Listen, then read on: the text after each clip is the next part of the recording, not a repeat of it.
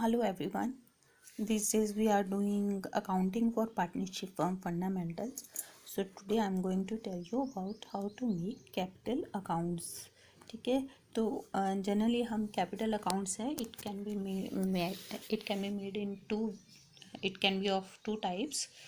Capital accounts are of two types, fixed capital account and then fluctuating capital. जो fixed capital account है, तो when we are making fixed capital account तो we have to maintain the current account also with that. Fixed के साथ ही current बनेगा, but fluctuating capital is the combination of both the fixed and current account, इसको मर्ज करके.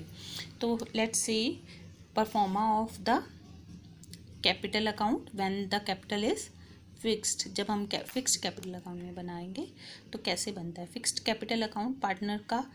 तो partners जो capital account है it is always for the partners के लिए ही बनाया जा रहा है. ये पार्टनर को जो भी बेनिफिट्स है, all the benefits of the which are they are getting from the firm, तो they will write their credit side of this account, and जो भी उनको लॉसेस हैं they will write on the debit side.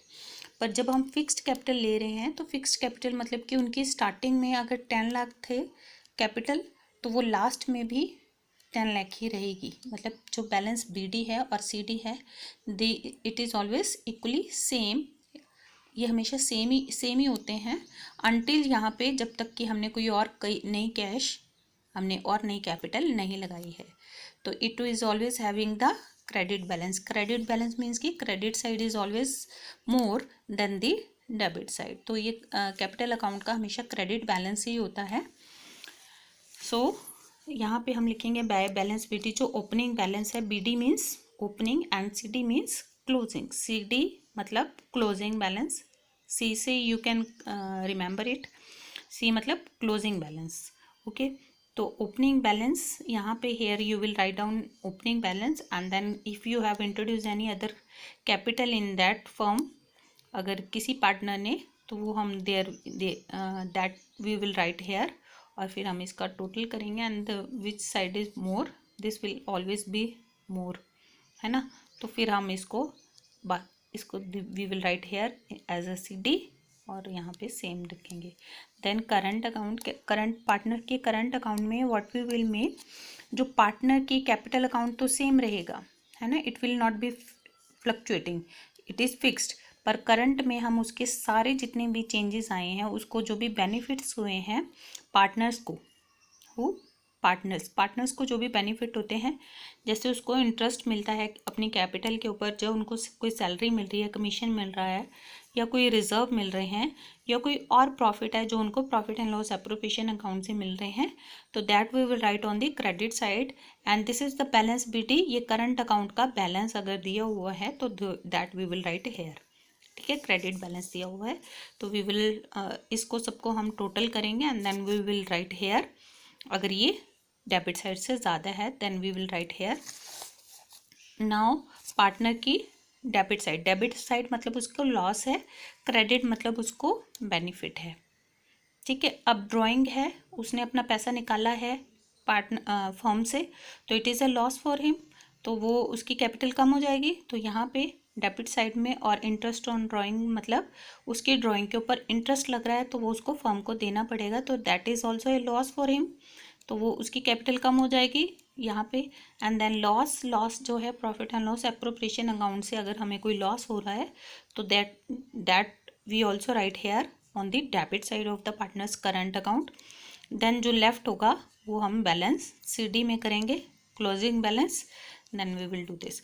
और एक और बात that is very important, जो फिक्स्ड मेथड है, फिक्स्ड कैपिटल अकाउंट मेथड है, तो इसमें हमेशा जो कैपिटल अकाउंट का बैलेंस होगा इट इज़ ऑलवेज क्रेडिट होता है. ये हमेशा क्रेडिट ही रहेगा, इसमें हम डेबिट बैलेंस नहीं आता है. क्रेडिट बैलेंस मीन्स कि credit side will always be more. ठीक है, अब हम बात करते हैं फ्लक्चुएटिंग कैपिटल मेथड.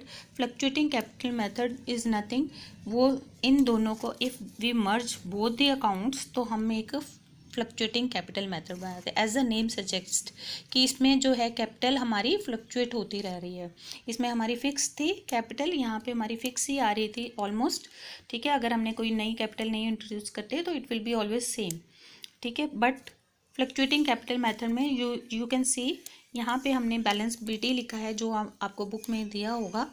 देन हमने इसमें लिखा था कि कैश इंट्रोड्यूस किया। Here also we will introduce cash. अगर हमने उसने कोई नई कैपिटल लगाई है तो इससे उसका बैलेंस बढ़ेगा, तो क्रेडिट साइड।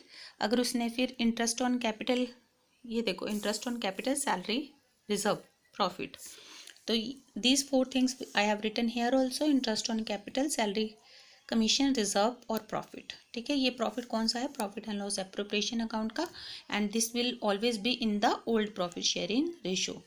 और ये हमने यहाँ पे लिखा है इसके क्रेडिट साइड में, मीन्स कि उसको बेनिफिट होता है।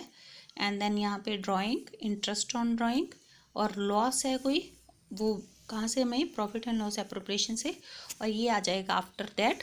इसका टोटल अगर ज़्यादा है क्रेडिट साइड में तो हम यहाँ पे लिखेंगे बैलेंस CD, एंड दोनों साइड में जो ज़्यादा टोटल है वो that we will write on the both the side.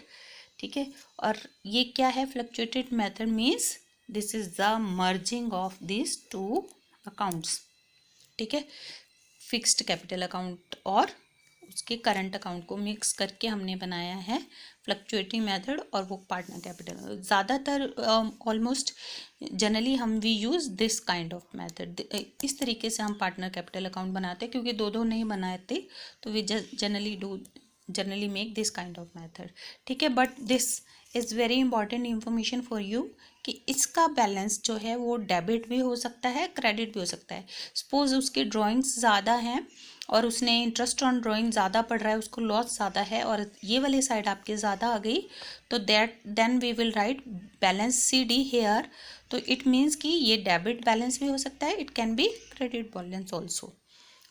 Okay, so I hope you have understood this point, so you will make the practice from your book. Thank you.